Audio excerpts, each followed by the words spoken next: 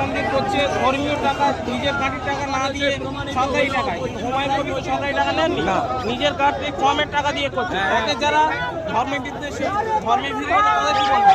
আমরা বিরোধী বলবো, মুসলিম সমাজের বিরোধী বলবো, ভারতের জনসাধারণের বিরোধী বলবো।